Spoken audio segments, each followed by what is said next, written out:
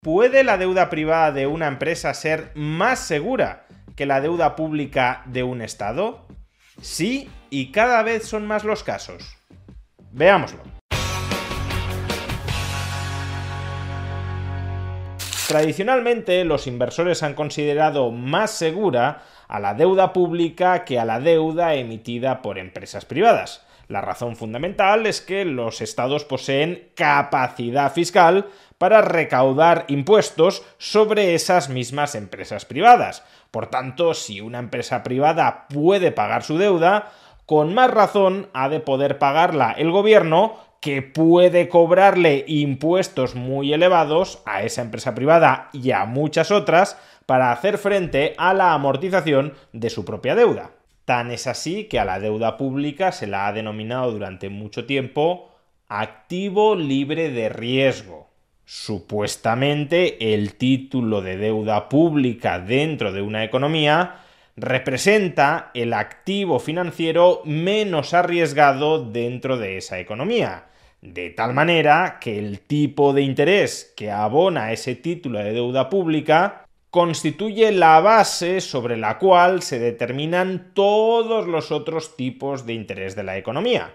Vamos, que si el tipo de interés a 10 años de la deuda pública está en el 5%, el tipo de interés de la deuda a 10 años de una empresa privada estará en el 5%, más un spread, más un diferencial, más una prima de riesgo específica de esa empresa. Por ejemplo, el 2%.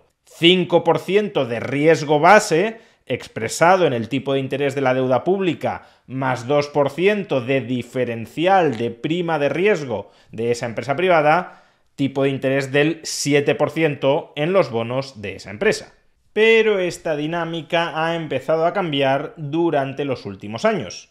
En estos momentos ya existe deuda privada de empresas que está pagando tipos de interés más bajos que su correlativa deuda gubernamental.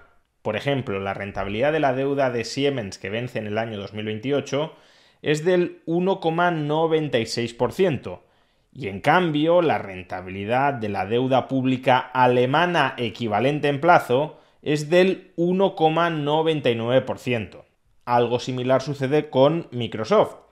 La rentabilidad de la deuda de Microsoft que vence en el año 2027 es del 3,52%, mientras que la rentabilidad de la deuda pública estadounidense equivalente en plazo es del 3,57%. Hasta aquí las diferencias han sido de apenas unas centésimas. Pero cuando nos vamos a L'Oréal, empresa francesa, la diferencia ya es más marcada. La rentabilidad de la deuda de L'Oréal que vence en el año 2031 es del 2,79%, mientras que la de la deuda pública francesa equivalente en plazo es del 3,06%. Vamos, que los inversores ya les están exigiendo a algunas empresas un coste de financiación más bajo de lo que les exigen a los tesoros nacionales. Se fían más de invertir en la deuda corporativa de algunas compañías que en la deuda pública de los estados donde están radicadas esas compañías. Y no penséis que este es un fenómeno extraordinario que se limita a una, dos o tres grandes empresas. Durante las últimas décadas hemos experimentado una compresión de los diferenciales entre el tipo de interés de la deuda pública de las grandes empresas y la deuda pública de los estados. Como podéis ver, ahora mismo, en promedio, las grandes empresas con calificación crediticia de grado de inversión únicamente están pagando un diferencial de 50 puntos básicos, 0,5 puntos porcentuales, sobre el tipo de interés que abona la deuda pública equivalente en plazo y con una calificación crediticia de AA. Es uno de los menores diferenciales entre el tipo de interés de la deuda pública y el tipo de interés de la deuda privada desde que tenemos registros. ¿Y esto a qué se debe? Pues en pocas palabras, a que los inversores están percibiendo que la calidad de la deuda de las empresas privadas va en aumento y la calidad de la deuda de los estados va en caída libre. ¿Y en qué se basa esta percepción? ¿Por qué creen que la deuda privada cada vez es mejor y la deuda pública cada vez peor?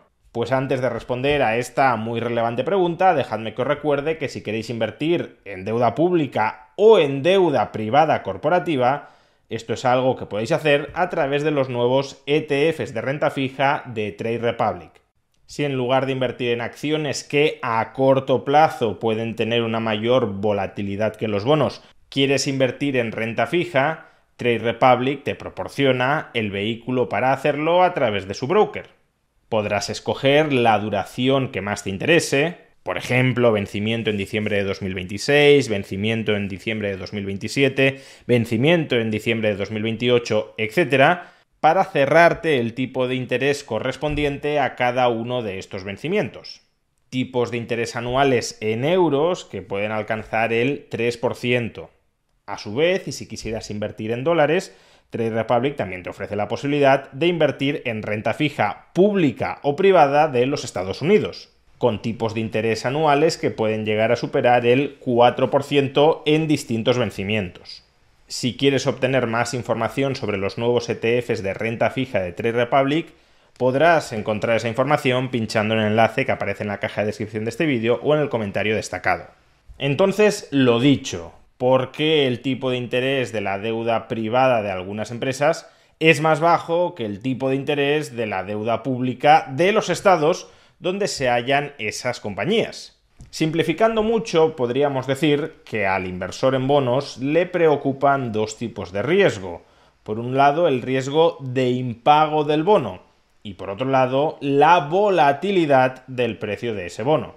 El riesgo de impago es especialmente relevante para aquel que compre un bono y desee mantenerlo hasta vencimiento, hasta el momento en el que el deudor amortice el bono, y la volatilidad del precio del bono resulta un riesgo especialmente relevante para aquellos que invierten en el bono de venderlo o al menos de poder venderlo antes de vencimiento. Pues bien, en ambas dimensiones, tanto en el riesgo de impago como en la volatilidad del precio del bono, la deuda pública se está progresivamente volviendo peor que la deuda privada de muchas empresas.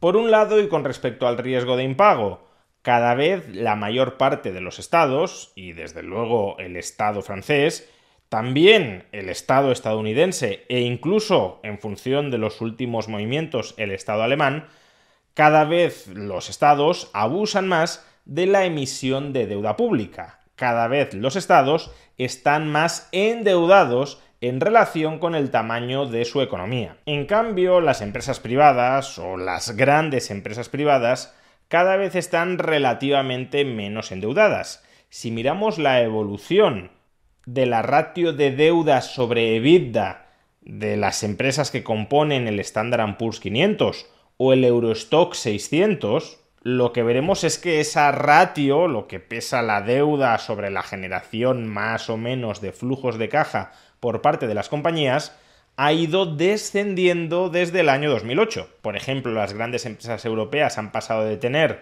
una deuda aproximadamente equivalente a 8 veces EBITDA a tener una deuda de 2,5 veces EBITDA. Y las empresas estadounidenses han pasado de tener una deuda de algo más de 4 veces EBITDA a una deuda de 1,5 veces EBITDA. Es decir, que grosso modo con el EBITDA de año y medio serían capaces de retirar en promedio toda su deuda. Es decir, que mientras las empresas se han ido volviendo financieramente prudentes, los estados se han ido volviendo financieramente imprudentes.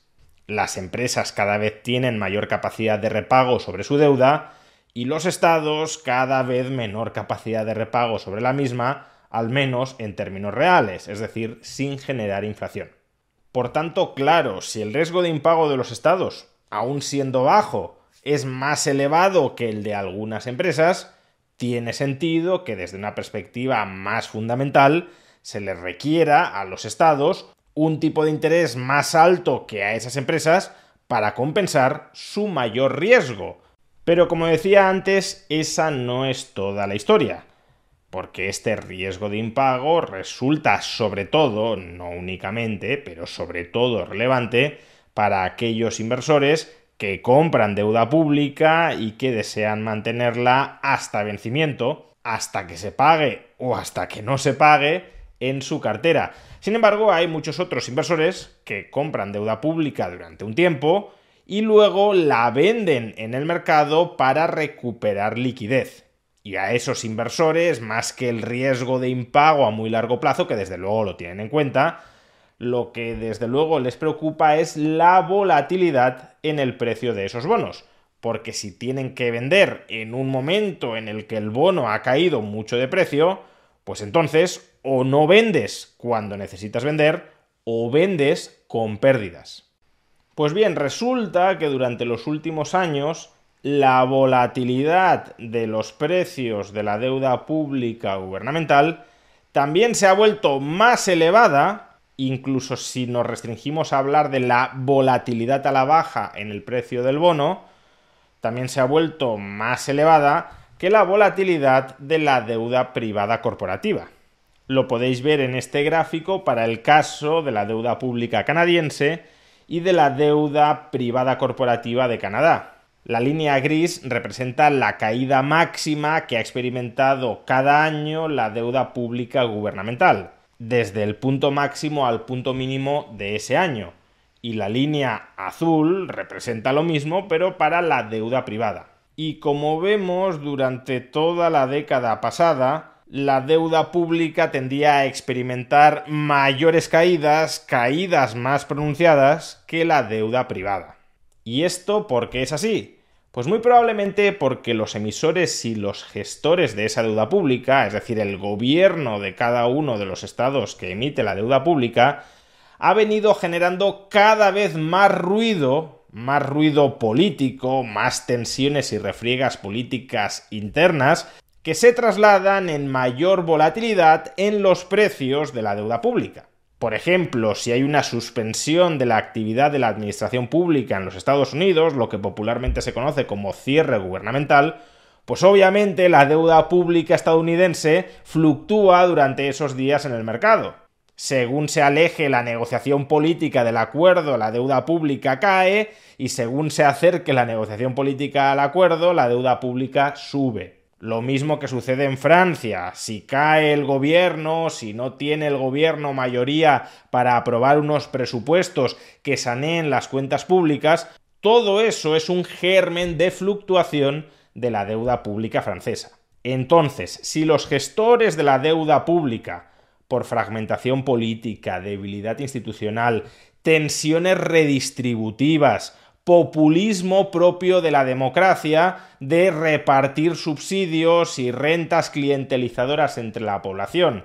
Si todo eso se traduce en que cada vez haya más tensiones políticas que a su vez generan tensiones presupuestarias y tensiones financieras, pues es lógico que el valor de la deuda pública se vuelva más fluctuante.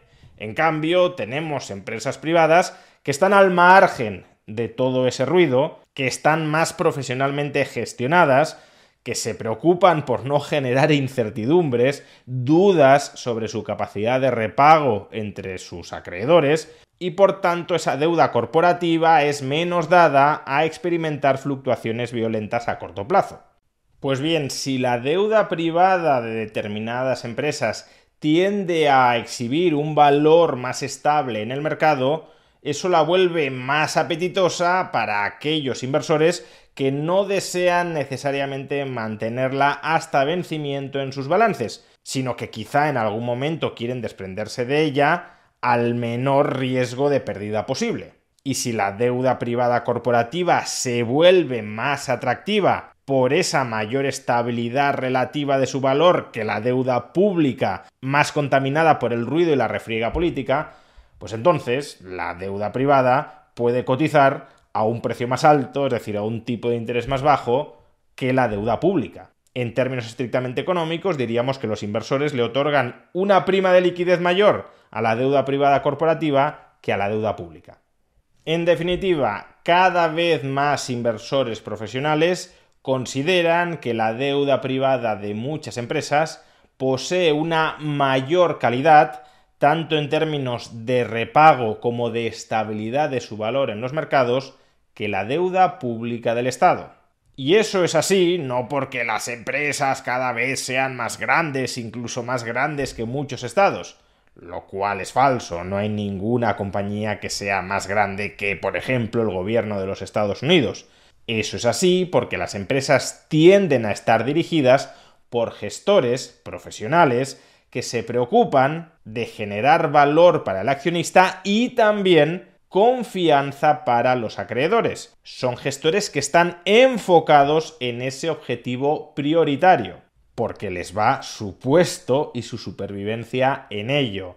En cambio, los gobiernos, los emisores de deuda pública, suelen estar en manos de personas que no se preocupan demasiado por generar valor para sus acreedores, sino que se preocupan esencialmente por conquistar y por mantenerse en el poder. Y eso, sobre todo en un contexto de creciente debilidad institucional, se traduce en decisiones financieras completamente irresponsables y cortoplacistas que tienen su traslación al mercado de deuda pública.